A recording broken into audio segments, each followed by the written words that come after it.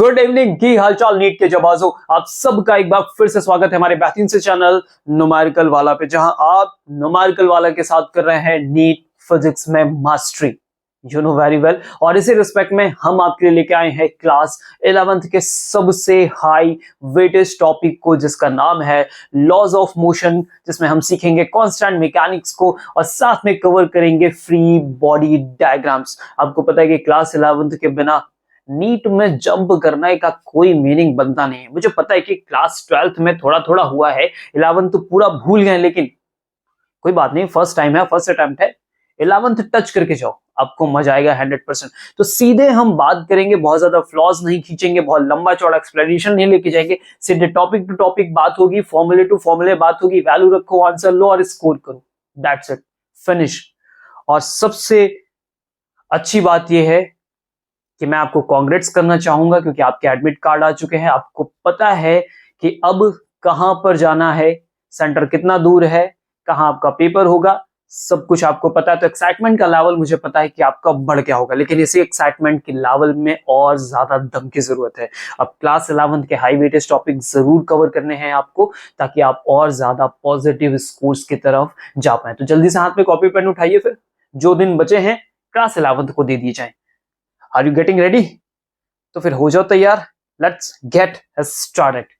तो सबसे पहले हम वो काम करेंगे जो हर बार हम करते हैं, और वो है हमारा द स्ट्रैटेजिक ब्लूप्रिंट, जिसमें हम क्या करते हैं, चैप्टर वेटेज और उनकी फ्रीक्वेंसी पे थोड़ी बहुत बात कर लेते हैं, क्योंकि ये बहुत ज्यादा जरूरी है। अभी ध्यान से देखो तो mechanics and laws of motion का जो अपना एक्चुअल वेटेज है वो लगभग 7% का है, और एवरेज 3 क्वेश्चन ये लेकर बैठने वाला है। मतलब हर बार लेके बैठता है, और इस बार भी चांसेस है कि ये लेगा। तो 3 क्वेश्चंस अगर मिल रहा है तो फिर भाई मजा आ जाएगी। आपको पता है ना, 3 क्वेश्चंस है तो अगर मजा ही आने वाला है, क्योंकि स्कोर बहुत ज्यादा हाई कर पाओगे आप यहाँ पे। बाकी थर्मोडायनेमिक्स 1 से 2 क्वेश्चंस के साथ है, बाकी वेव ऑप्टिक्स, मॉडर्न फिजिक्स, ये सारे पार्ट्स हैं जो हम ऑलरेडी पहले देख चुके हैं। अब हमें पीछे नहीं मुड़ना है।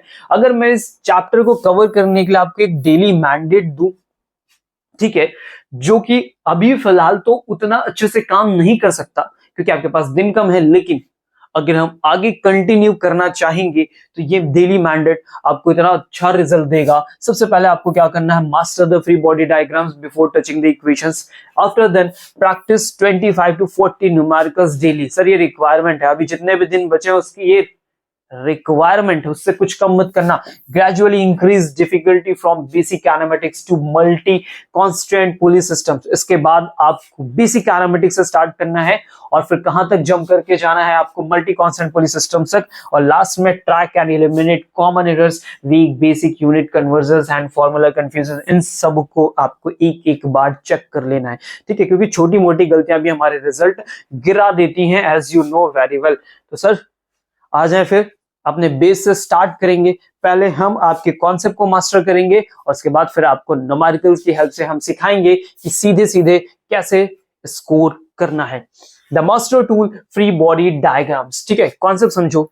अ graphic symbolic representation where the physical body is reduced to a point, ठीक है, पूरी बॉडी को हम एक छोटे से पॉइंट में कन्वर्ट कर देते हैं। आगे, and all connecting constraint are replaced by the force vectors. और फिर जो भी कांटेक्ट में ऑब्जेक्ट होता है या कुछ भी होता है, उन सब को हम फोर्स वेक्टर से क्या करते हैं, रिप्लेस कर देते हैं। ओके, द डायग्नोस्टिक रूल, जो इंपॉर्टेंट बात है जो आपको याद रखना है, वो क्या याद रखना है, never draw forces exert by the object, only draw forces acting on the object. जो ऑब्जेक्ट पे फोर्स एक्ट कर रहे हैं, सिर्फ हमें उन्हें ही क्या करना है, ड्रॉ करके बना के देना है, ठीक है। अभी मैं अगर यहां देखूं तो मेरे पास एक ब्लॉक है जो एक वेज पे रखा हुआ है, जिसे हमने एज अ पॉइंट ऑब्जेक्ट मान के काम करना शुरू कर दिया, ठीक है। अब ध्यान से देखो, इसका जो वेट होता है, इसका एक्चुअल जो वेट होता है, दैट इज mg, वो हमेशा एक्टिंग डाउनवर्ड होगा, ठीक है। वेस्ट से जो भी हमारा एंगल थीटा बनता है, अगर उसके अकॉर्डिंग मैं mg को रिजोल्व करूं तो this part is mg cos theta and this part is mg sin theta. क्या दिख रहा है, क्लियर हो रहा है सबको? इसके बाद फिर इसके रिगार्डिंग मुझे एक यहाँ पे नॉर्मल रिएक्शन फोर्स मिलता है, जो एक दूसरे को यहाँ पे क्या करता है, बैलेंस करता है। एट दैट टाइम अगर इस सरफेस पे फ्रिक्शन वाला पार्ट है तो ये मेरे लिए फ्रिक्शन फोर्स का काम करेगा, जो मेरे इस mg sin थीटा के पार्ट को क्या करेगा, बैलेंस करेगा, इस वेट को बैलेंस करेगा, ठीक है। अभी आ जाते हैं नीट कॉन्सेप्ट चेक पे। एक क्वेश्चन है, इसी से related. A block of mass m is placed on a smooth horizontal surface, ठीक है, हॉरिजॉन्टल सरफेस है, स्मूथ है। The weight mg of the block and normal reaction and exerted by the surface on the block। अब options मुझे क्या क्या given कर दिए गए हैं, form action reaction pair, balance each other, act in the same direction. ये तीन ऑप्शंस दिए। अगर आप ध्यान से देखोगे तो यहाँ पे जो मेरा वेट mg वाला पार्ट है और ये जो मेरा नॉर्मल रिएक्शन वाला पार्ट है, क्या ये एक्शन रिएक्शन का बिहेव करे? नहीं, बल्कि mg का एक कंपोनेंट जाता है जो इस नॉर्मल रिएक्शन को क्या कर रहा है, बैलेंस कर रहा है। ऐसा क्यों, हम ये क्यों कह रहे हैं कि ये एक्शन रिएक्शन का बिहेव नहीं कर रहे हैं? आप डायरेक्शन देख के एक्शन रिएक्शन बोल दोगे, पर ऐसा नहीं बोलना। क्यों? क्योंकि ये जो फोर्सेस हैं वो एक ही बॉडी पे काम कर रहे हैं। एक्शन रिएक्शंस दो अलग अलग बॉडी पे बिहेव करता है। अगर एक ही बॉडी पे दो फोर्स काम कर रहे हैं तो वो एक्शन रिएक्शन में काउंट नहीं होंगे। तो ऐसी कंडीशन में मैं क्या बोलूंगा, balance each other. Answer, they balance but are not an action reaction pair because both act on the same body। ठीक है, इस कॉन्सेप्ट को याद रखिएगा। नेक्स्ट पे जंप करेंगे, आते हैं Newton laws and the power of inertia. ठीक है, लॉ ऑफ इनर्शिया को एक बार जल्दी से देख लें हम। क्या लिखा है क्वालिटेटिव डेफिनेशन में, force is the external cause required to change a state of rest or uniform motion। You know very well। आगे लॉ ऑफ मोमेंटम क्या कहता है, force the applied external force, the rate of change of momentum is equal to m into a। The rate of change of linear momentum determines the applied force। And now action reaction पे आते हैं, that is the third law। action reaction क्या कहता है, force always occur in pairs explicitly acting on the different bodies। दोनों forces अलग अलग bodies पे काम करेंगे, not in a single body। Clear होगी बात? ओके, चलो आ जाओ इसका एप्लीकेशन हम देखते हैं नीट पे। क्या एप्लीकेशन है? क्वेश्चन है, swimming is possible on account of. किसकी वजह से स्विमिंग पॉसिबल है? पहला Newton first law, Newton second law and Newton third law. As you very well कि भाई जब आप पानी में तैरोगे, वाटर को आप अपने हाथों से पीछे की तरफ पुश करोगे, that's why it will help you to go forward. तो कौन सा लेंगे सर हम? Newton's third law, action reaction. ठीक है, तो इस तरह से जो लॉज हैं वो हेल्प करते हैं कैलकुलेशंस में। अगर आपको पता है कि उनका बिहेवियर कैसा है तो हम उन क्वेश्चंस को एज इट इज एप्लीकेशन में लेकर यूज कर पाएंगे। Okay, frame of reference, the fictitious forces बहुत इंपॉर्टेंट है, समझते हैं बात को, क्योंकि यहां से रिलेटेड क्वेश्चंस हमें मिलते हैं। आपको कुछ भी ऐसा जानने की जरूरत नहीं कि पहले से पता हो। अभी मैं जो बेसिक चीजें आपको दे रहा हूँ बस इन्हीं को लेना है और एज इट इज अप्लाई कर देना है। सबसे पहले देखो, हमारे पास एक इनर्शियल फ्रेम होता है। ठीक है, इस इनर्शियल फ्रेम में क्या होगा, वेलोसिटी कांस्टेंट रहेगी, तो ऐसी कंडीशन पे एक्सेलरेशन जीरो रहेगा। दिस इज यू, एक ऑब्जेक्ट है, आप वहां पे खड़े हो, आपकी वेलोसिटी वहां पे कांस्टेंट है, एक्सेलरेशन जीरो है, तो ये हमारा इनर्शियल फ्रेम है। इस इनर्शियल फ्रेम की खास बात क्या है कि वेलोसिटी कांस्टेंट रहेगी, न्यूटन लॉज अच्छे से अप्लाई हो पाएंगे। अब जो होगा, ये जो भी बातें हो रही होंगी वो किसी ग्राउंड या स्टेशनरी ऑब्जेक्ट्स के बिहाफ में हम करेंगे। नॉन इनर्शियल फ्रेम की कहानी में क्या होता है, ध्यान से देखो, ये ऑब्जेक्ट ऑफ मास m है। ठीक है, ये लिफ्ट है, अपर डायरेक्शन में मूव कर रहे हैं, जिसकी वजह से एक एक्स्ट्रा फोर्स लग रहा था जिसे हम बोलते हैं स्यूडो फोर्स। ठीक है, आउटर फोर्स होता है। पूरा जो फ्रेम है वो कैसा है, एक्सेलरेटेड है ना, एक्सेलरेटेड। अब यहाँ पे खास बात क्या है कि एक्सेलरेटिंग होगा या फिर रोटेटिंग फ्रेम होगा। Newton's laws fail unless corrected. ठीक है, अच्छे से काम नहीं करेंगे। करेक्शन क्या होगा, apply pseudo forces F is equal to minus of M opposite to the frame acceleration. जिस डायरेक्शन में हमारा फ्रेम मूव कर रहा है उसके अपोजिट एक फोर्स अप्लाई करना होगा, that is the pseudo force. ये किसका बिहेवियर है, हमारे नॉन इनर्शियल फ्रेम का है। ठीक है, ये बेसिक सी बात है। अब इसका एप्लीकेशन देखें। ठीक है, क्वेश्चन में क्या गिवन है, a spring balance is attached to the ceiling of a lift। ठीक है, a man hangs his bag and the spring reads 49 Newton when stationary। Lift जब तक रुकी हुई थी 49 का वेट मेजर हुआ, न्यूटन फोर्स मेजर हुआ। If the lift moves downward with an acceleration to 5 metre per second square, the reading will be. तो अभी बताओ रीडिंग क्या होगी। जब तक लिफ्ट रुकी हुई थी 49 न्यूटन का मेजरमेंट था, अभी जैसे ही लिफ्ट ने वापस मूवमेंट करना शुरू कर दिया तो अब हमें बताना होगा कि इस जगह एक्चुअल वैल्यू क्या है। ठीक है, तो 5 मीटर पर सेकंड स्क्वायर से हम कहां जा रहे हैं, डाउनवर्ड जा रहे हैं। तो याद रखना कि जब भी आप डाउनवर्ड डायरेक्शन में लिफ्ट के अंदर मूव करोगे तो आप जो वेट अभी तक फील कर रहे थे उससे कम वेट आप फील करना स्टार्ट कर दोगे। अगर अपर डायरेक्शन में जाओगे तो वेट जो आप फील करोगे उसमें थोड़ा सा इंक्रीमेंट आपको महसूस होगा। तो क्या करना है, सीधे सीधे फॉर्मूले पे आते हैं, ठीक है। तो क्या टेंशन फील होगी, tension is equal to M G minus A, M G जो आप अभी फील कर रहे थे और माइनस ऑफ एम ए जिससे आप अभी नीचे की तरफ जा रहे हो, एम कॉमन करोगे तो एम जी माइनस ए 9.8 माइनस 5 जो एक्सेलरेशन था, अगर मैं इससे मल्टीप्लाई करूंगा तो मैं अपने एक्चुअल रिजल्ट 24 न्यूटन तक पहुंच जाऊंगा, ठीक है। अभी मैं आपको कैलकुलेशंस भी करके दिखाऊंगा, परेशान मत हो। अभी सिर्फ आपको मैं टर्म सिखा रहा हूं और उनके एप्लीकेशंस दिखा रहा हूं कि कैसे कनेक्शन होता है और आफ्टर देन हम कैलकुलेशन पे भी जंप करेंगे, ठीक है। अब हम आते हैं द डायनामिक्स ऑफ फ्रिक्शन, जो कि बहुत ज्यादा इंपॉर्टेंट है। फ्रिक्शन का रोल बहुत इंपॉर्टेंट है हमारे लॉज ऑफ मोशन में, ठीक है। आते हैं कोर लॉजिक पे। क्या है core logic? Friction opposes relative motion. Static friction is a self-adjusting force up to a maximum limit mu sn. Once overcome, kinetic friction takes over a constant, slightly lower value. पहले कौन काम करेगा? Static. कब तक काम करेगा? This is the maximum limit, और एक बार ये लिमिट क्रॉस हो गई तो उसका जो रोल है वो किसके पास आएगा? काइनेटिक के पास आएगा। क्या बात समझ गए? क्लियर? ओके, अगर मैं यहाँ पे आपको दिखाऊंगा अप्लाइड फोर्स और फ्रिक्शन फोर्स के बीच का रिलेशन, तो देखो एक लिमिट तक हम लेकर गए हैं किसको? स्टैटिक फ्रिक्शन को। इसके बाद जैसे हम उस लिमिट को क्रॉस करेंगे अपने अप्लाइड फोर्स से, जैसे ही क्रॉस करेंगे तो ये लिमिटिंग फ्रिक्शन कन्वर्ट होगा तुरंत किसमें? काइनेटिक फ्रिक्शन में, यानी वैल्यू थोड़ी सी ड्रॉप करेगी और फिर as a constant kinetic friction behave करना शुरू कर देगा। समझ गया बात को? क्लियर हो रहा है? ठीक है, are you getting my points? ठीक है, अभी देखो फ्रिक्शन का रूल अगर मैं यहाँ पे ऐड करता हूं तो थोड़ी देर पहले हमने बात की थी, this is the weight of mg, this part is theta, तो ये हो गया mg cos theta. mg cos theta का दूसरा अगर मैं यहाँ पे कंपोनेंट लूंगा तो that is the mg sin theta. अब इस mg sin थीटा को बैलेंस करने के लिए कौन आ गया भाई? फ्रिक्शन आ गया। That is the self adjusting force, ये खुद से आ जाता है, ठीक है। ये हमारा n हो गया, ठीक है, रिएक्शन फोर्स, और इस डायरेक्शन में ये मूव करने की कोशिश कर रहा है तो बैलेंस करने की कोशिश वहां पे फ्रिक्शन ने की है, ठीक है। आ जाओ नीट एप्लीकेशन पे। The upper half of an inclined plane of inclination theta is perfectly smooth while the other half is rough. A block starting from rest at the top comes to rest at the bottom, ठीक है।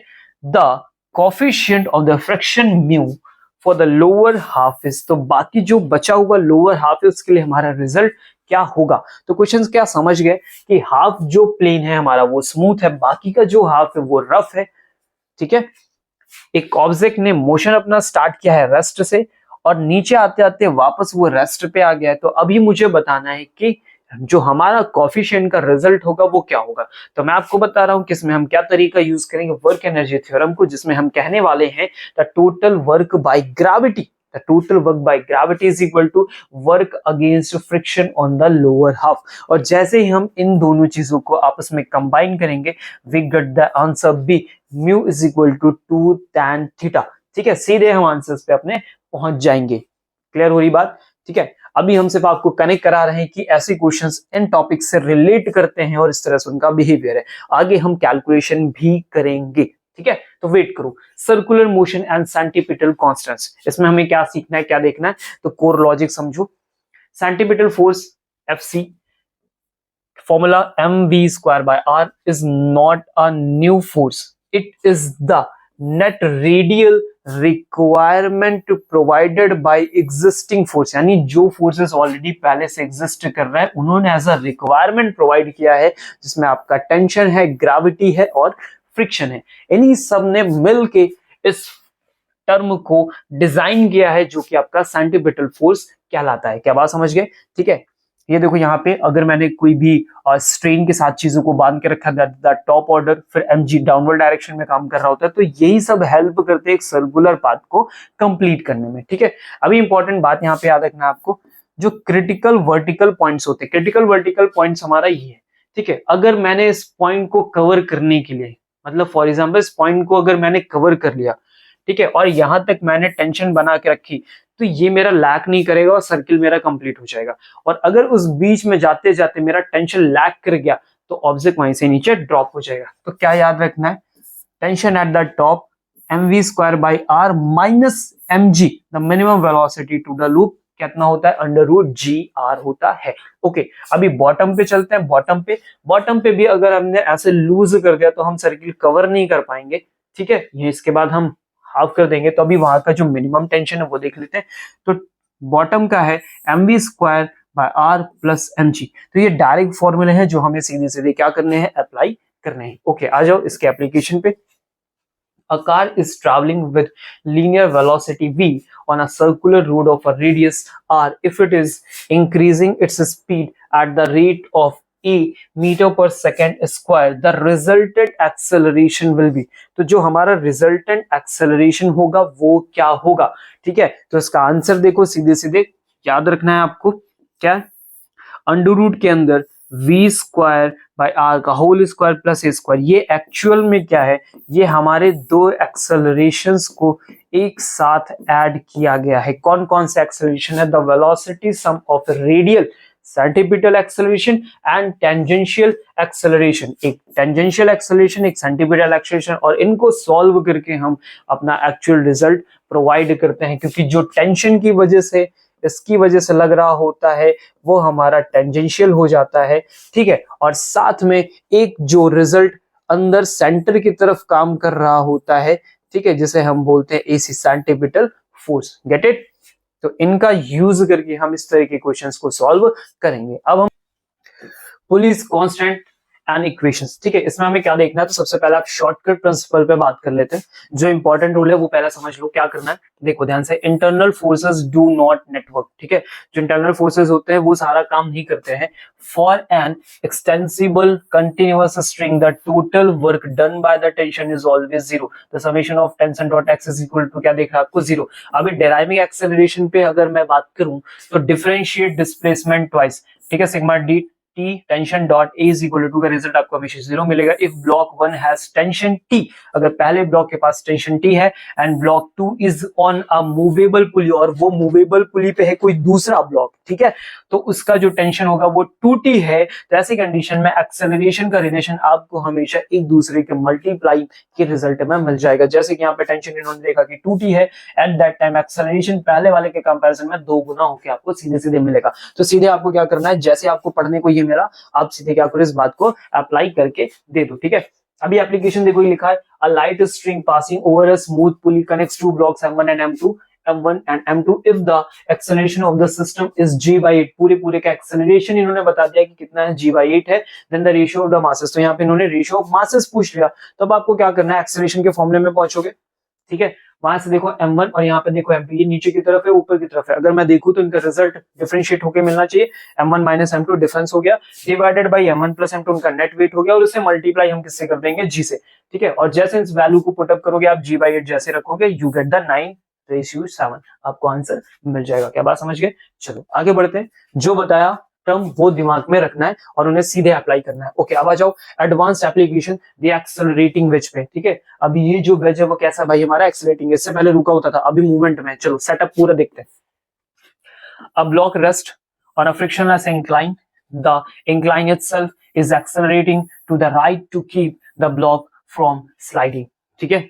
अभी execution समझो इसका, क्या करना है, adopt the non inertial frame of the wedge, क्योंकि ये मूवमेंट में है, पूरा वेज मूवमेंट में है, तो नॉन इनर्शियल फ्रेम आ गया। Apply pseudo forces M to the left, ठीक है। ऐसा क्यों, क्योंकि ये पूरा जो बिहेवियर है वो राइट डायरेक्शन में मूव कर रहा है, तो मुझे उसके अपोजिट डायरेक्शन में एक फोर्स लेना पड़ेगा, दैट इज द एम। ये मेरा क्या है, स्यूडो फोर्स है, ठीक है। Resolve vectors parallel to the surface, और अब मुझे क्या करना है, जितने भी मेरे फोर्सेस उन सबको हम रिजॉल्व करेंगे सरफेस के parallel and we get the actual answers, ठीक है, we get the actual answer. ध्यान से देखो, अभी ये पहले mg था, फिर mg को रिजॉल्व करते थे, mg cos थीटा मिलता था, क्लियर हो गया, mg sin थीटा मिलता था। अब उसी टाइम पे हमने देखो ma को रिजॉल्व किया, स्यूडो फोर्स को। अभी ये स्यूडो फोर्स हम रिजॉल्व कर रहे हैं, तो देखो यहाँ पे हम लेके बैठे हैं ma cos थीटा, और यहाँ पे बैठे हैं हम ma sin थीटा। ये किसकी हेल्प से रिजॉल्व किया हमने, इसके अकॉर्डिंग रिजॉल्व किया, बट जो स्यूडो फोर्स हमने लिया है वो जस्ट अपोजिट डायरेक्शन में लेके रखा हुआ है। क्या बात समझ गए। तो इस तरह से हम चीजों को रिजॉल्व करते हैं और फिर कैलकुलेशन करते हैं। अभी इसका एप्लीकेशन आप ध्यान से देखो। A block is kept on a frictionless inclined surface with an angle of inclination theta. The incline is given an acceleration a to keep the body stationary, then a is equal to, अगर मैं चाहूं कि ये body slip ना करे, रुकी रहे, इसलिए मैंने ये एक्सेलरेशन इसको प्रोवाइड किया, तो इस एक्सेलरेशन की वैल्यू क्या होगी, तो ध्यान से देखो आंसर क्या आता है, जी tan थीटा। कितना आंसर आता है, जी tan थीटा। कैसे बना, तो हमने क्या किया, because M A cos theta दिख रहा है सबको, एम ए कॉस थीटा किधर गया, एम ए का रिजोल्यूशन क्या, ये रहा आपका एम ए कॉस थीटा, और एम ए कॉस थीटा किसको बैलेंस करके दे रहा है, आपके एम जी साइन थीटा को। यही दो फोर्सेस है, ये इधर स्लिप करने की कोशिश कर रहा है, इधर आने की कोशिश कर रहा है, अब इसको रोकने के लिए इस फोर्स ने काम करना शुरू किया, that is the M A cos theta. जैसे इक्वेट करोगे, सॉल्व करोगे, तो ए इज इक्वल टू का जो रिजल्ट आएगा वो कितना आ जाएगा, जी tan थीटा। सिंपल सी बात है, ठीक है, ए को रोका, बाकी उधर भेजा, sine theta by cos theta, you get the actual answer. ठीक है, अब बात करेंगे द यूनिफॉर्म मैकेनिक्स मैट्रिक्स पे। ठीक है, समझो बात को, कैसे काम करती हैं सारी चीजें। Every mechanics problem in NEET, no matter how complex it looks, it's just a specific combination of these 4 steps। कितना भी कठिन क्वेश्चन आए, बस ये 4 स्टेप्स का ही कॉम्बिनेशन होगा। आई विल गारंटीड यू कि बस 4 का ही होगा। ध्यान से, सबसे पहला चूज द फ्रेम, इनर्शियल है कि नॉन इनर्शियल है, नॉन इनर्शियल है तो एमए अप्लाई करो, नहीं तो कोई बात नहीं। समझ के बात को, स्टेप 2 पे आ जाओ, आइसोलेट द बॉडीज। ठीक है, पूरी बॉडी आइसोलेट करना, draw the FBD for each mass, gravity हो, नॉर्मल हो, टेंशन हो, फ्रिक्शन हो। ठीक है, अलग करो। स्टेप 3 समझते हैं, किधर गया, ये रहा, डिफाइन कॉन्स्टेंट्स। सारा डिफाइन करो भाई, कौन कौन से क्या क्या लग रहा है, रिलेट द एक्सेलरेशन। ठीक है, लग रहा है जो भी चीजें उन्हें अप्लाई करो, और 4 पे आ जाओ। जब सब अप्लाई कर दो तो फिर सीधे आ जाओ एग्जीक्यूट न्यूटन सेकंड लॉ। ये फाइनल रिजल्ट के लिए यूज होता है, F इक्वल टू ma। ठीक है, fx max y may for each body and solve it. X direction को हो, वाई डायरेक्शन को, किसी भी डायरेक्शन को अप्लाई करो और आंसर लेके बैठ जाओ। ठीक है, ये सारी फोर्सेस आपको एक साथ दिख रहे हैं, सारी चीजें। ठीक है, इन सब को इस तरीके से ब्रेक करना है और अप्लाई करना है, कितना भी कठिन हो, बस यही लगेगा। समझ गए बात को, get it, are you getting my points? Okay, the mechanics cheat sheet है आपके लिए, जो आपको याद रखना है। ठीक है, और इसके बाद फिर हम सीधे जंप करेंगे न्यूमेरिकल्स पे। तो सबसे पहले आपका कोर डायनामिक्स देखो, F net is equal to DP by dt is equal to ma, pseudo force minus ma, non inertial frame में लगाना है। ठीक है, फ्रिक्शन और इंक्लाइंस मिल जाए तो fs मतलब एफएस मैक्स क्या होता है भाई, आपका स्टैटिक फ्रिक्शन होता है म्यू एस एन, और एफ क्या होता है, काइनेटिक फ्रिक्शन होता है mu K N, accelerating down rough incline. अगर ऐसा कुछ मिले, कैसा, accelerating down rough incline surface हो और उस पे एक्सेलरेशन की बात की जाए, तो भाई इसको याद कर लो, a is equal to g sine theta minus mu पे कॉस थीटा। इसी पे बेस्ड सीधा मैं अभी आपको आगे न्यूमेरिकल दिखाने वाला, सिर्फ यही रखूंगा और आंसर दे दूंगा। ठीक है, सर्कुलर पुलिस पे आओगे। ठीक है, तो सेंटीमीटर फोर्स याद रखना भाई, F is equal to M V square by R, M omega square. क्यों लगा रहा हूं एम ओमेगा स्क्वायर, क्यों लगा रहा हूं, क्योंकि अगर मैं सर्कुलर पाथ पे गया, ठीक है, और मुझे v की जगह ओमेगा प्रोवाइड हो गया, तो ऐसे कंडीशन में हम ओमेगा की वैल्यू रखेंगे। पुली कांस्टेंट्स में हमें याद रखना है t dot x is equal to 0, तो summation t dot a is equal to 0। ठीक है, ये बात हमें याद रखनी है। क्लियर हो गया? Physics is not a master by the reading, close the guide, open your questions, bank execute the matrix. तो जो समझाना था समझा दिया शॉर्टकट में कि भाई ये ऐसा ऐसा होता है। अब देखो उसे अप्लाई कैसे करते हैं, तो जल्दी से हाथ में कॉपी पेन, वो तो ऑलरेडी उठा के रखे हो, अभी बेहतरीन वाली पेन उठा लो। ठीक है, क्योंकि अब हम क्या करने वाले, लॉज ऑफ मोशन के आर्किटाइप्स, और भाई मजा आने वाला है। अब आपको क्वेश्चन सीधे मिलेंगे, आंसर सीधे मिलेंगे, जो पढ़ाया सीधे उन्हीं पैटर्न्स पे हम काम करेंगे। देखो, फिजिक्स इज पैटर्न रिकॉग्निशन, क्या क्या है भाई, पुली स्ट्रिंग्स का मिलने वाला है, इंक्लाइन प्लेन जोन 2 पे रहने वाला है, जोन 3 में आपको एक्सेलरेटिंग फ्रेम्स मिलेंगे, और जोन 4 पे जाओगे तो मोमेंटम और इंपैक्ट्स मिलेंगे। इन्हीं 4 जोन्स में हमने आपके लिए क्या किया है, फिजिक्स के न्यूमेरिकल डिजाइन किए। पहला जोन 1 पुली एंड स्ट्रिंग्स पे हमने डिजाइन किया है, फिर हमने इंक्लाइन प्लेन के लिए डिजाइन किया है, और एक्सेलरेटिंग फ्रेम्स के लिए, एंड फोर्थ है हमारा मोमेंटम एंड इंपैक्ट के लिए। ठीक है, इन्हीं 4 जोन्स में हमने आपके पूरे लॉज ऑफ मोशन के न्यूमेरिकल्स को डिजाइन करके दे दिया है। आपको मजा आएगा, 100% आपको मजा आएगा, और गारंटीड आपको फायदा भी होगा। तो पहले चलते हैं जोन 1 का क्वेश्चन, पुलीज एंड स्ट्रिंग का क्वेश्चन है आपके पास। ठीक है, वो आपके पास रहा डायग्राम, ये पुली हो गई 6 kg, 4 kg, 6 kg downward act कर रहा है, 4 kg अपवर्ड एक्ट कर रहा है। ठीक है, ऐसा मूवमेंट देखने को मिल रहा है। अभी क्वेश्चन पढ़ते हैं, क्या है, 2 bodies of mass 4 kg and 6 kg are tied to the ends of a massless string passing over a frictionless pulley. Find the acceleration of the system in the terms of gravity. In the terms of gravity का मतलब हो गया g के term में। एक 4 kg 6 kg, अभी ध्यान से समझो, अगर मैंने इधर फ्रिक्शनलेस है और 6 kg इधर का 4 kg इधर का, तो सिंपल सी बात है ये वेटेड है, तो ये क्या करेगा, खींचेगा। ऐसी डायरेक्शन में एक्सेलरेशन डाउनवर्ड बन के तैयार होगा, तो इस 4 kg के लिए एक्सेलरेशन अपवर्ड बन के तैयार होगा। ठीक है, जैसे ये हुआ, अब मुझे इस पूरे सिस्टम का रिजल्ट निकालना है, एक्सेलरेशन निकालना है, तो क्या करोगे आप देखोगे नेट पुलिंग फोर्स कितना है, नेट पुलिंग फोर्स कितना है, ऐसा फॉर्मूला पीछे यूज किया था, मल्टीप्लाई जी करके दिखाया था। तो देखो ये वाला पार्ट हो गया m2 माइनस m1 अपॉन में देखो m1 प्लस m2, फॉर्मूला याद आ रहा है, याद आ रहा है, और मल्टीप्लाई में था मेरे पास g, जो पीछे लिखा उसी पे सीधा दिखा रहा हूं, m2 minus m1 6 minus 4g upon 6 plus 4, और सॉल्व करके आंसर हमने ले लिया g/5 है। समझ में आया? ठीक है, क्लियर हुआ, सीधा फॉर्मूला रखा और आंसर आपको दे दिया। नेक्स्ट 2013, अभी जून पहले पे ही हम काम कर रहे हैं, लेकिन यहाँ पे बिहेवियर बदल गया है, कांस्टेंट वेलोसिटी का जो ट्रैप है वो आपको लपेटेगा, तो उस बात के लिए आपको तैयार रहना है। ठीक है, देखो क्वेश्चंस देखो क्या है, 3 blocks of masses m, 2m and 3m are connected by strings. An upward force F is applied on block small m, moving the masses upward, you know, at a constant speed, that is the v. What is the net force on the block of mass 2m? ठीक है, question देखो, ये 3 का arrangement है जिसमें m वाले मास पे force F को अप्लाई करके से अपवर्ड डायरेक्शन में ले जाने की कोशिश की जा रही है, और फिर मुझसे क्या बोला गया कि इसकी स्पीड जो है वो कांस्टेंट है, what is the net force on the block of 2m, तो इस 2m पे नेट फोर्स कितना होगा। अभी ट्रैप क्या है, वेलोसिटी का ट्रैप है, तो यानी दिमाग लगाना है वेलोसिटी पे। चलो लॉजिक पे बात करते हैं, क्या है कंडीशन, कंडीशन है सर कि वेलोसिटी कांस्टेंट है, वेलोसिटी कांस्टेंट है तो एक्सेलरेशन क्या होने वाला है, 100% सर जीरो होने वाला है, और अगर ये जीरो हुआ और फाइनली मैंने न्यूटन का सेकंड लॉ लगाया F is equal to ma, तो a तो सर जीरो हो जाएगा, मास 2m रखा और फाइनली आंसर क्या मिल गया, जीरो। तो इस ट्रैप को हमने ब्रेक डाउन कर दिया। अब याद रखना, don't calculate tensions if v is constant, कभी भी नहीं करना है अगर आपको v साफ साफ कांस्टेंट दिया गया हो। Net force on any block in the system is absolutely zero, 100% sir zero होगा। Net force on any block in the system is absolutely zero if v is constant. Getting my points, very good. चलो आगे बढ़ते हैं, next part पे jump करते हैं। Okay, अब हम आ गए हैं जोन 2 पे, जोन 2 द इंक्लाइन प्लेन। ठीक है, अब इस इंक्लाइन प्लेन पे हमें काम करना है। नीट 2024 का हमारा ये क्वेश्चन है। ठीक है, 12:40 हो चुके हैं, अगला दिन लग गया है। फिलहाल आओ नीट 2024 पे, a 5 kg box is pulled up a frictionless 30 degree inclined plane by a 30 Newton cord। एक 30 न्यूटन कॉर्ड से खींचा जा रहा है ऊपर की तरफ। What is the acceleration of the box, इस बॉक्स का एक्सेलरेशन क्या होगा, सिंपल सी बात है। आज बहुत बेसिक सा क्वेश्चन लेके आए। ठीक है, ये एक वेज है आपके पास, 5 kg का ब्लॉक है, इसे एक कॉर्ड से, एक धागे से जिसका 30 न्यूटन टेंशन दिख रहा है उससे इसे ऊपर की तरफ खींचा जा रहा है। ठीक है, क्लियर हुई बात। अभी ये फ्रिक्शनलेस है तो हमें ताकत क्यों लगानी पड़ रही, ताकत इसलिए लगानी पड़ रही क्योंकि इसका जो वेट mg है वो नीचे काम कर रहा है।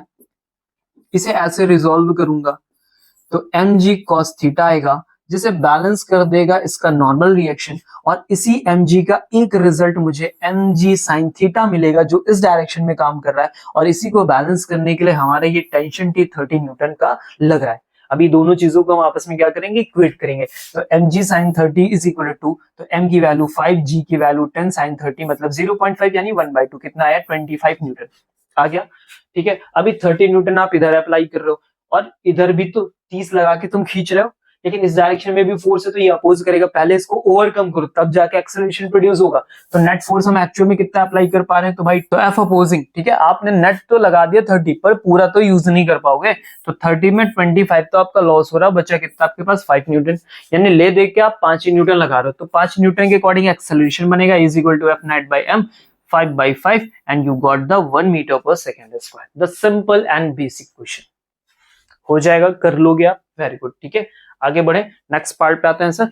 ओके, जोन 2 में ही चलना है और अभी हम लोग बात करेंगे वर्क फ्रिक्शन ब्रिज पे। ठीक है, बड़ा बेसिक सा क्वेश्चन होता है, दिमाग में होगा तो इजी तरीके से कर पाओगे। ठीक है, चलो देखते हैं। 300 joule of work is done. Okay, किसमें, sliding a 2 kg block up an incline plane of the height 10 metre. कितना लग गया भाई तुम्हारा, 300 जूल लग गया। Taking z is equal to 10 metre per second square, what is the work done strictly against friction. सिर्फ मुझे बताओ कि कितना वर्क डन फ्रिक्शन के अगेंस्ट लगाए। टोटल हमने जो लगाया वो 300 जूल लगाया, स्लाइड किया है उसे 2 kg के ब्लॉक को एक इंक्लाइन प्लेन पे ऊपर ले जाने के लिए कितनी 10 मीटर की हाइट पे।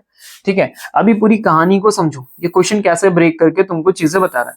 भाई ब्लॉक तुम्हारा ऐसे है और आप इसे लेके जा रहे हो, ठीक है, तो हम दो तरह से वर्क कर रहे हैं। एक वर्क हम कर रहे हैं फ्रिक्शन के अगेंस्ट और दूसरा वर्क हम कर रहे हैं भाई ग्रेविटी के अगेंस्ट, क्योंकि ऑब्जेक्ट को ऊपर लेके जा रहे हैं। अभी ऑब्जेक्ट यहाँ पे हम इसके अगेंस्ट वर्क डन कर रहे हैं, किसके, ग्रेविटी के, तो थोड़ा काम यहाँ खर्च होगा और थोड़ा फ्रिक्शन के अपोज में खर्च होगा। तो ग्रेविटी वाला अगर मैं वर्क डन निकाल दूं तो बचेगा किसका, फ्रिक्शन का। यही आंसर मेरा होगा।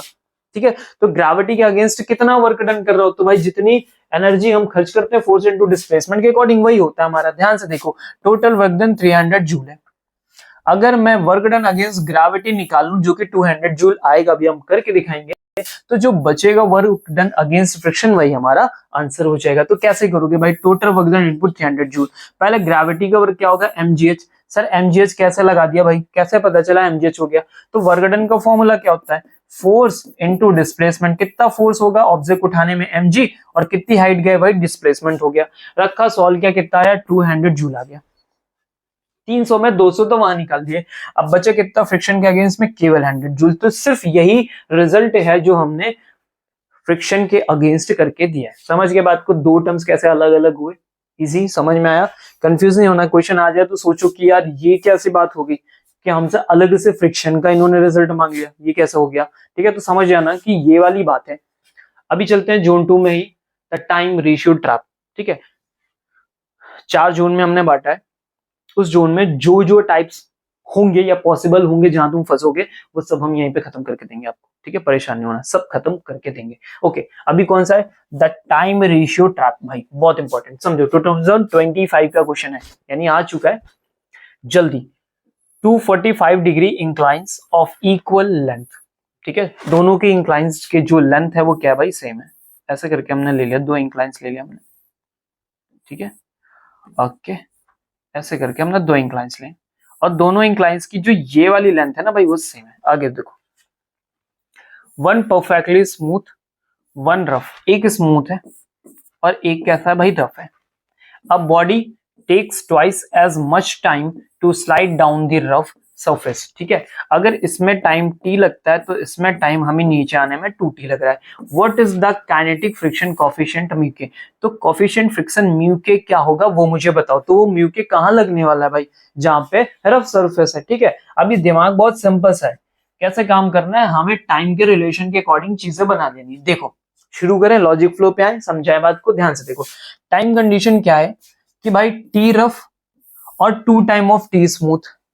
भाई कितना टाइम लग रहा है रफ वाले पे, स्मूथ वाले का 2 गुना लग रहा है हमको, लग रहा है। ओके, अब जो डिस्टेंस हमें कवर करनी, एल और एल दोनों की सेम है दोनों की सेम। चलो समझो बात को, अगर मैं डिस्टेंस का फॉर्मूला निकालूं, S is equal to 0.5 AT square. अच्छा मैं और सिंपल करके दिखाता हूं, S is equal to UT plus half AT square. Starting में हम रेस्ट पे थे तो ये वाला पार्ट हमारा हो गया 0, अभी बचा हाफ AT स्क्वायर।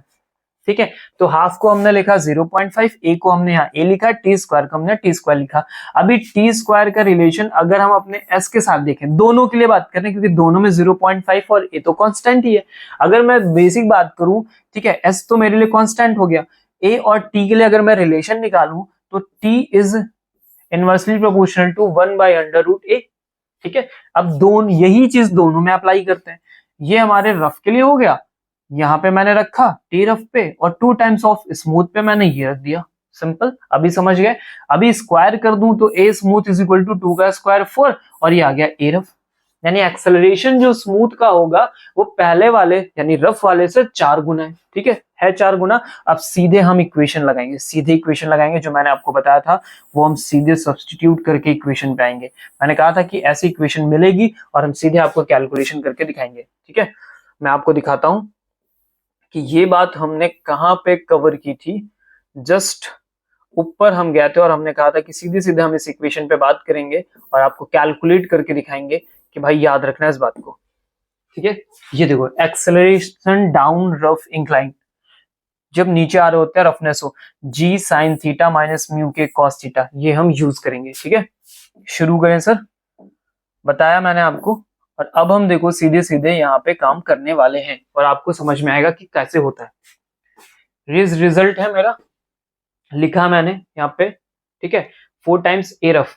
ये वाला मत देखो, ये देखो रफनेस वाला एक्सलेशन का फॉर्मूला देखो, जी साइन थीटा माइनस म्यू के कॉस थीटा, जी साइन थीटा माइनस म्यू के कॉस थीटा। अभी ये स्मूथ वाले का देखो, केवल जी साइन थीटा, ओनली जी साइन थीटा। बेसिक वाले क्वेश्चंस के तो वहां पे जी साइन थीटा आया था, ठीक है। रफनेस वाले में बस इतना पार्ट जो है म्यू के कॉस थीटा के साथ आ जाता है, तो ये वाला पार्ट एडिशनल, इस बात को याद रखना है रफ वाले में, ठीक है। 45 1 by root two, 45 1 by root two, 1 by root two solve करेंगे, 1 is equal to 4, 1 minus mu के। अभी तुमको चाहिए था म्यू के, 4 अंदर मल्टीप्लाई हो गया, ठीक है, इसको इधर भेजोगे 3, ये वाला पार्ट इधर लेके आओ, 4 माइनस 1 कितना हो गया 3, तो म्यू के इज इक्वल टू क्या बन गया भाई 3/4, और 3/4 कितना हो गया 0.75, दैट्स योर रिजल्ट, ठीक है, बात समझ गए। तो जो बताया उस पे मैंने कहा था न्यूमेरिकल दिखाऊंगा, उस पे मैं न्यूमेरिकल दिखा रहा हूं करके, ठीक है। चलो zone 3 apparent wait diagnostic matrix है। तो अपैरेंट वेट की कहानी में क्या क्या चीजें होती हैं वो मैंने कहा अच्छे से आपको समझा देता हूँ, ठीक है, क्योंकि अभी मैंने लिफ्ट का एक क्वेश्चन बताया था जिसमें मैंने कहा कि भाई ऐड होगा सब्ट्रैक्ट होगा, अगर तुम्हें नहीं समझ में आया तो साफ साफ मैंने यहाँ पे लिख के दिया। सिनेरियो समझो, सबसे पहले क्या, एक्सेलरेटिंग अप, लिफ्ट मान लो ऊपर की तरफ जाना चाह रही, ऐसी कंडीशन में जो तुम वेट फील करोगे वो ज्यादा होगा, क्यों, क्योंकि आपके mg में ma प्लस हो जाएगा, that's why you feel heavier. Okay, accelerating down, अगर लिफ्ट नीचे की तरफ जा रही तो तुम्हें अपनी बॉडी का जो वेट है वो हल्का फील होगा। अगर लिफ्ट में नहीं कभी फील किया तो झूले में फील क्या होगा, जब झूला राउंड होकर ऊपर से नीचे की तरफ आता है तो यू फील लाइक दैट कि कुछ हल्का महसूस हो रहा है, ठीक है। ऐसा क्यों होता है, क्योंकि आपके वेट mg से ma माइनस हो रहा था, यानी a का पार्ट माइनस होगा, यू फील्स लाइटर। ओके, अभी आते हैं फ्री फॉल पे, मान लो कि लिफ्ट टूट गई, ठीक है, तो तुम्हें कुछ ही नहीं फील होगा क्योंकि ए और जी बराबर होंगे, नेट फोर्स आपको फील होगा 0, मतलब आपका बॉडी पे कोई वेट ही नहीं है, इसे बोलते हैं वेटलेसनेस की कंडीशन। ओके, अभी आते हैं कांस्टेंट वेलोसिटी से मूवमेंट हो रहा है, भाई कांस्टेंट वेलोसिटी से मूवमेंट हो रहा है तो एक्सेलरेशन का कोई अपना काम नहीं होगा, आप अपना एग्जैक्ट वेट ही फील करोगे, एग्जैक्ट वेट ही क्या करोगे, फील करोगे जो आपका है, ठीक है, इसे that is the true weight. समझ के बात को, गेटिंग माई पॉइंट्स। ओके, अभी देखो क्या लिखा हमने, D accelerating while moving up, D accelerating while moving up, हम ऊपर जा रहे हैं फिर भी डी एक्सेलरेटिंग हो रहे हैं, तो इज इक्वल टू होता है एक्सेलरेटिंग डाउन, सीधी सी बात है, यही कहानी जस्ट अपोजिट बिहेव करेगी। Always map the acceleration vector not just the velocity, not just the velocity, किसे मैप करना है, एक्सेलरेशन और वेक्टर को, ना कि केवल और केवल वेलोसिटी को, बात समझे, ठीक है। तो जो जितना बोला वो सब काम करेगा, ठीक है, कुछ छोड़ियो मत, ध्यान से आ जाओ। जोन 3 में आते हैं, लिफ्ट सिस्टम टेंशन देखेंगे।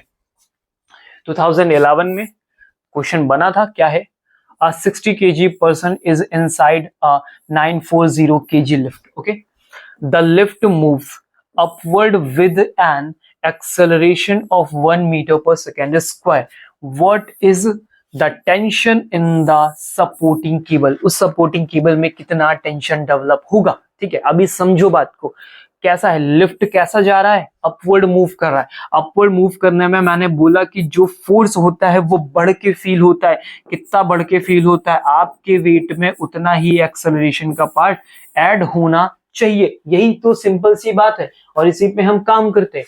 तो देखो सॉल्यूशन वर्क स्पेस, ये आप हो, एक्सेलरेशन 1 से हो रहा है, ऊपर की तरफ जा रहे हो तो टेंशन का फीलिंग कितना आएगा वो उस पर बात करते हैं। तो देखो total mass system 940 kg plus 60 kg उस पर्सन का, तो टोटल वेट कितना हो गया भाई 1000 हो गया। सबसे पहले ये बात, क्योंकि वहां तुम गलत कर जाते, टोटल मास सिस्टम तुम नहीं जोड़ते, तुम सीधे जाते 60 से और चिपका के आंसर देते, तो भाई पहले देख लो कि टोटल मास कितना है, लिफ्ट भी तो ऐड करो। After then mapping to matrix accelerating up, ऊपर जा रहा है तो T is equal to M total plus G plus A, बात हुई थी G प्लस A पे, चलते हैं G की वैल्यू रख देते हैं, सारी वैल्यू रखो यहाँ पे भाई, G प्लस A रख दिया, M रख दिया, ये 11 हुआ, मल्टीप्लाई किया तो कितना आया 11,000 न्यूटन, सिंपल कैलकुलेशन हो गया। चीजें पता है तो इजी तरीके से हो जाएंगी, चीजें नहीं पता है तो आपको लगेगा कठिन होता है, सिंपल सी बात है, ठीक है। नेक्स्ट क्वेश्चन पे आते हैं, जोन 3 में ही। अब ये क्या है, रिवर्स इंजीनियरिंग एक्सेलरेशन का है, जो नीचे एक लाइन लिखी थी वो वाला बिहेवियर है। आओ देखो, the mass of a lift is 2000 kg when the tension in the supporting cable is 28,000 Newton, यानी 28,000, व्हाट इज इट्स एक्सेलरेशन। अब इसका एक्सेलरेशन क्या होगा, ध्यान समझना, ठीक है। इतना एक्चुअल जो टेंशन का फीलिंग है और वेट का जो फीलिंग है वो 20,000 का है। कैसे, अभी समझो।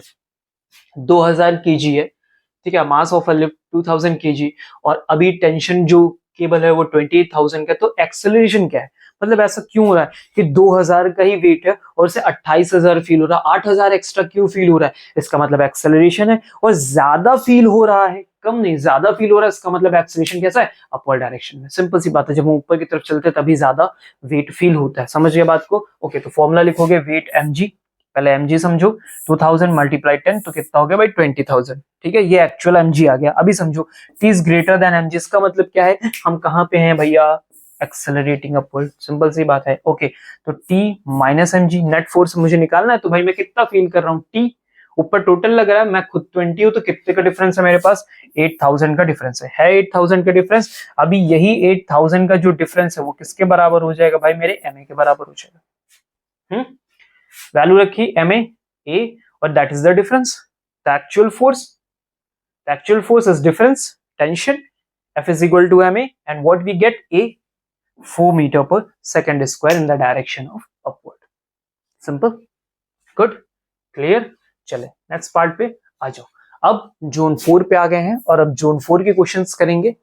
इम्पल्स मोमेंटम बेस्ड है हमारा, तो चलो पहले बात करते हैं मोमेंटम क्या होता है और इम्पल्स क्या होता है। तो मोमेंटम का फॉर्मूला आपको पता होना चाहिए, mass into velocity, basics of formula होता है हमारे पास।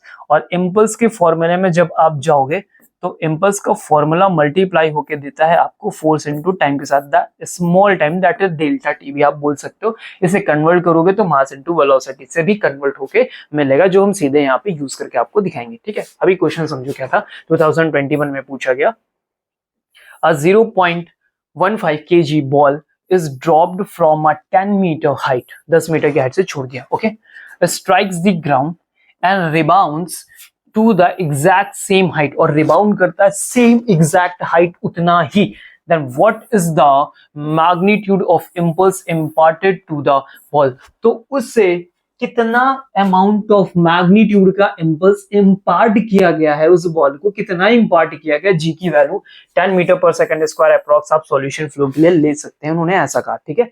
अभी बॉल ऊपर से नीचे आई और फिर वापस ऊपर चली गई, तो सेम हाइट चली गई, मतलब सेम वेलोसिटी उसको मिली। भाई 10 मीटर पर सेकंड की वेलोसिटी से किसी को फेंकोगे, ठीक है, तो वो उतनी ही हाइट लेगा। ऊपर से फेंका, नीचे गिरते गिरते 10 मीटर पर सेकंड स्क्वायर हो गई, और लड़के फिर वापस उतनी हाइट पे, मतलब वापस 10 मीटर पर सेकंड स्क्वायर लेके गई वो, तभी सेम हाइट आएगी। समझे बात को, कॉन्सेप्ट क्या है, ठीक है। आज तरीका समझते हैं।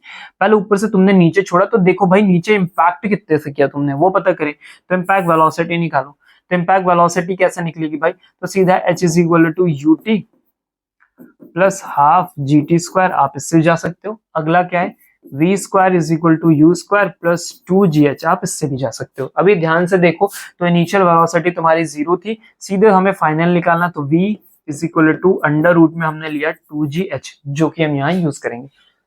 2g 9.8, h हमने 10 लिया, उन्होंने बोला था आप 10 भी लेके कर सकते हो, कोई दिक्कत नहीं। 14 हमारा डाउनवर्ड आ गया, 14 मीटर पर सेकंड डाउनवर्ड। अभी क्वेश्चन मुझसे क्या कह रहा है, क्वेश्चन मुझसे क्या कह रहा है कि भाई आप वापस उतना ही चलेगा, रिबाउंड वेलोसिटी भी कितनी होगी 14 मीटर पर सेकंड, भाई उतना ही आप ऊपर गए हो, मतलब उतनी वेलोसिटी लेके गए हो।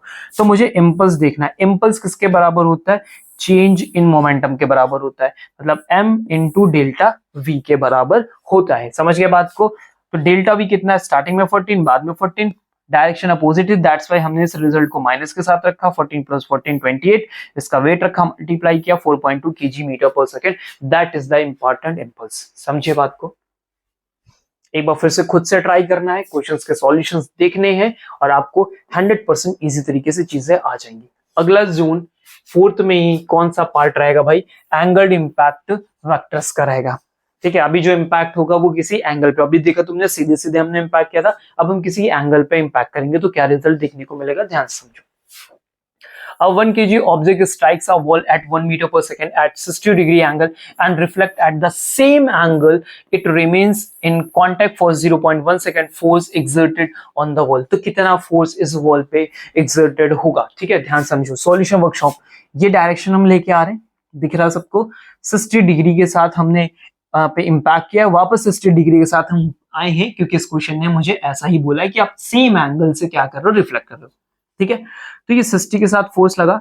अभी मैं 60 को रिजोल्व करता हूं। ठीक है, ऐसे इस डायरेक्शन में रिजोल्व करूं तो मुझे एक फोर्स देखने को मिलेगा, ये वेलोसिटी v से आप आए, इसको रिजोल्व करो तो मिलेगी v cos थीटा।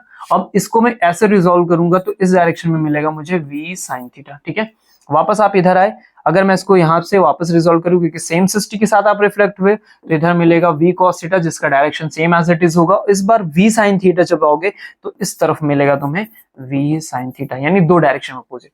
तो इसका रोल देखो, कुछ समझ में आ रहा है? ये तो बस नीचे की तरफ जा रहा है, देखो ऊपर से, तो इसने तो बस ऊपर से नीचे ले जाने का काम किया, सिंपल सी बात है, जो कि ऑब्जेक्ट ऑलरेडी कर रहा है। लेकिन बॉल पहले ऐसे गया और फिर वापस ऐसे आया, तो ये जो चेंजेस हुए ये किस वेलोसिटी का रोल प्ले करेंगे? तो भाई ये इन वेलोसिटी का रोल है, क्योंकि देखो पहले वेलोसिटी अंदर की तरफ थी, थोड़ी देर बाद ये वेलोसिटी बाहर की तरफ आई, मतलब जो चेंजेस देखने को मिलेंगे वो इस वेलोसिटी में देखने को मिलेंगे। इस वेलोसिटी का कोई रोल नहीं होगा क्योंकि बस ये ऊपर से नीचे की तरफ लेके जा रहा है, समझे? तो जो चेंजेस हुए आप देख रहे हो ना, साफ साफ ऑब्जेक्ट पहले ऐसे आया फिर अभी भी नीचे जा रहा, तो मतलब ये वेलोसिटी तो डायरेक्शन कंटिन्यूअस है, लेकिन पहले डायरेक्शन इधर थी अभी डायरेक्शन इधर है, मतलब इस वेलोसिटी का रूल है। समझे बात को? ओके, चलो कैलकुलेशन समझो।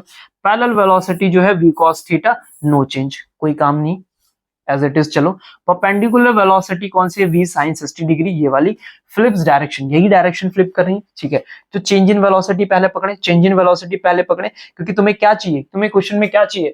तो force exerted on the wall. ठीक है, आओ, तो delta v is equal to v sin 60 minus v sin 30, क्योंकि डायरेक्शन अपोजिट हो गया, टोटल मिला 2v sin 60 degree.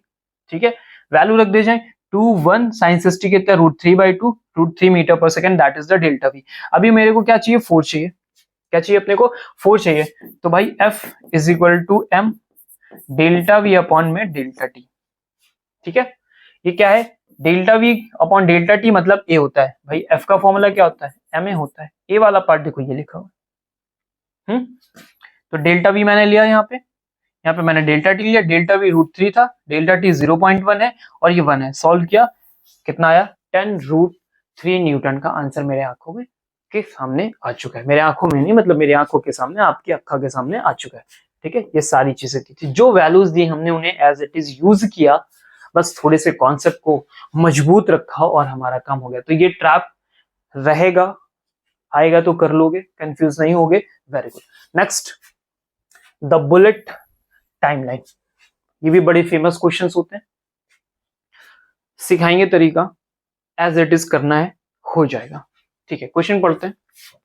A bullet fired into a wooden block travels 24 centimetre, wooden block के अंदर 24 सेंटीमीटर चली गई। ठीक है, reducing its velocity from u to u/3, अंदर जाते जाते, ठीक है, यहां से 24 घुस गई, अंदर चली गई, और यहां पहुंचते पहुंचते इसकी वेलोसिटी u/3 हो गई। जब यहां से एंटर की थी तो u थी। ठीक है, it then penetrates further before stopping, और फिर तब तक चलती रही जब तक इसकी वेलोसिटी वापस जीरो ना हो जाए, रुक ना जाए। What is the total length of the block, तो इस जो ब्लॉक है उसकी टोटल लेंथ कितनी होगी ये अपने को बताना है। ठीक है, समझ के क्वेश्चन समझ के बाद को 24, 28, 33, 27। अभी क्वेश्चन समझते हैं। पहले सेगमेंट में 24 सेंटीमीटर अंदर गए, वेलोसिटी u से u/3 गई है। ठीक है, तो ये तुम्हारे लिए इनिशियल का काम करेगी, तुम्हारे लिए फाइनल का काम करेगी। इस इनिशियल फाइनल की हेल्प से हम क्या पता कर लें? एक्सेलरेशन पता कर लें, क्योंकि अगले में हमारा जो टारगेट है भैया, हमको वो ये वाला s पता करना है जिसमें वेलोसिटी मेरी u/3 से 0 गई है। ठीक है, तो देखो मेरे पास इनिशियल है, फाइनल है, s है, तो क्या मैं a पता कर लूं? तो कौन सा फॉर्मूला लगेगा भैया? ये लगा है, v² = u² + 2s। सारी वैल्यू हमने रख दी, सॉल्व किया, एक्सेलरेशन क्या मिला? माइनस का u²/54। क्यों माइनस का है? क्योंकि भाई रिटार्डिंग है ना, धीरे धीरे वेलोसिटीज कम हो रही, तो एक्सेलरेशन कैसा होगा? माइनस को। सिंपल। अब क्या हुआ, जब मैं सेकंड सेगमेंट में सेम यही फॉर्मूला लेके जाऊंगा, ऐसी कंडीशन में मेरे लिए इनिशियल वेलोसिटी का काम कौन करेगा? u/3, और फाइनल कौन काम करेगा? 0 करेगा। मैंने वापस यहाँ पे रखा, a को रखा, सॉल्व किया, मेरा रिजल्ट कितना है? 3 सेंटीमीटर, यानी 3 सेंटीमीटर और चलेगा 0 होते होते। ठीक है, बात समझ गए? तो पहले कितना चला था? 24, अभी कितना चला? 3 जोड़ दो, कितना हो गया? 27। That's your final result. समझ में आया इनिशियल फाइनल वेलोसिटी का कहानी? इधर u से एंटर किया, फिर इतने सेगमेंट में u/3 था, अभी आगे सेगमेंट में और चलेगा तो यहां जाके 0 होगा। तो इस पॉइंट से जब हम अगला सेगमेंट कैलकुलेट करेंगे तो ये मेरे लिए इनिशियल का काम करेगा, ये मेरे लिए फाइनल का काम करेगा। ठीक है, सेगमेंट की कहानी है। इतने तक बात हुई तो इतने तक हम बात करेंगे, फिर अगले इतने में हम बात करेंगे, समझे बात को? ठीक है, चलो आगे बढ़ते हैं नेक्स्ट वाले पार्ट में, सर्कुलर टेंशन प्रोपोर्शनैलिटी का। ठीक है, अभी यहाँ पे भी तुम्हें क्वेश्चंस मिलेंगे, समझने को मिलेगा, सीखने को मिलेगा, ये वाला भी आएगा, तो इसके लिए तैयार हो। 2024 में इन्होंने पूछा था, इसी से हम आपकी हेल्प करेंगे। ठीक है, क्या है? A bob is whirled plane with an initial speed of omega rpm. The tension is T. Yes. If the speed becomes 2 omega at the same radius, what is the new tension? तो नया tension क्या होगा? ठीक है, ध्यान समझो। पहले हम ओमेगा आरपीएम से थे, तो हम कोई टेंशन टी फील कर रहे थे। अभी हमने ओमेगा 2 टाइम्स कर दिया, तो हम क्या टेंशन फील करेंगे भाई? ज्यादा, कम, आधा, है ना? तो थोड़ी देर पहले जब मैं चीट शीट दिखा रहा था तो वहां पे मैंने फॉर्मूला दिखाया था mv²/r, फिर मैंने बोला था m ओमेगा स्क्वायर वाला फॉर्मूला, मैंने कहा था काम पड़ेगा, तो अभी काम पड़ेगा। ठीक है, m ओमेगा स्क्वायर r वाला। आओ, घूम रेला है। ठीक है, पहली बार टेंशन का फॉर्मूला ठोको, क्लियर? पहला टेंशन टी था, ओमेगा स्क्वायर था। बेसिक सा उसने बोला कि भैया ओमेगा 2 गुना कर दो, तो दोबारा फॉर्मूला लिखो और ओमेगा को क्या कर दो? 2 गुना कर दो। कर दिया, स्क्वायर हुआ, क्या हो गया भैया? 4 हो गया। अब 4 को बाहर लाओ तो देखो m ओमेगा स्क्वायर तो पहले वाला ही टेंशन है, यानी जो T2 तुम्हारा आया वो पहले वाले का कितना हो गया? 4 गुना हो गया। सिंपल सा, you get the answer 4 times of T। है कोई ऑप्शन? तो ए। सिंपल, समझे? वेरी गुड, गेट इट ना? सर्कुलर टेंशन भी हमने लपेट दिया है, समझते रहो, बहुत जरूरी है चीजें। ठीक है, इन सबका काम है। Okay, the master synthesis 5 laws to remember. ठीक है, तो टिक करके रखना, जो हमने लगाया है वो हम आपको दे रहे हैं, जिन भी ट्रिक्स पे हमने काम किया वो सब हम आपको दे रहे हैं, सामने इसका स्क्रीनशॉट ले लो। ओके, याद रखना, the Atwood machine A M2 - M1 M1 + M2G use for frictionless pulleys, दिमाग में रखना। Apparent weight elevator UP n = mg + a, ऊपर की तरफ जाओ तो, है ना, reverse for down. Impulse momentum JF delta p area under FT graph. ये अलग बात है, अगर मान लो कि कोई ग्राफ का क्वेश्चन आ जाए तो इन्हें हम एज इट इज यूज कर सकते हैं। इंक्लाइन स्लाइडिंग हो रहा हो, स्मूथ हो, तो AG sin थीटा, सिंपल सा sin theta, opposite forces always mg sin theta होता है, हमेशा याद रखो। सेंटीपिटल टेंशन की बात की तो T mm हो गया square, proportional to the square of the velocity. Get it? ठीक है, तो इसे याद रखना, और हमसे जो हो सका हमने वो सारी चीजें आपको यहाँ पे प्रोवाइड करा दी। इसको लेके जाओ, अपने लॉज ऑफ मोशन की क्वेश्चंस पे रखो, अप्लाई करो, सब सॉल्व हो जाएंगे।